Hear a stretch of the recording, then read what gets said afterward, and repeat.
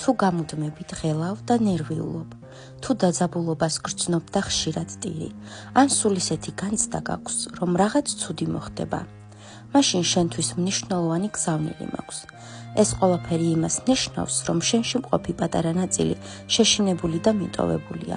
სწორედ ამ პატარა ნაწილს მინდა ვუთხრა. საყვარელო, თუ ბევრს ტირი, ესე იგი გაქვს საამისო მიზეზი. შენ ბევრი რამ გამოიარე და ძალიან დაიღალე.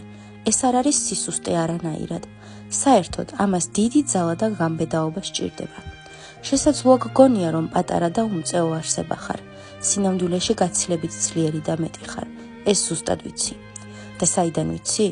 უკან მიიხედე. გაიხსენე ყველაფერი, რაც გამოიარე, რას გაუმკლავდი და რა გადაიტანე. ახლა მითხარი, სუსტი ადამიანი შეძლებდა ამ ყველაფერთან გამკლავებას? იცოდე, მარადიული არაფერია. ყველაფერი შეიცვლება. უკვე იცვლება.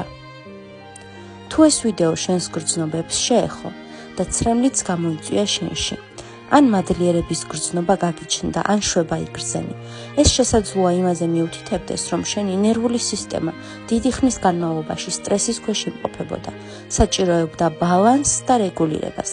ამ ვიდეოში გამოყენებული ტექნიკა გვეხმარება თვითრეგულირებაში, გვეხმარება შინაგანი სტრესული მდგომარეობიდან გამოსვლაში, გვითარებს თვითშეფასებისა და თვითმყოფადობის უნარებს და ძალიან მნიშვნელოვანია ფსიქიკური ჯანმრთელობისათვის. გამოიწერეთ ჩვენი არხი და არ გამოტოვოთ შემდეგი ვიდეო.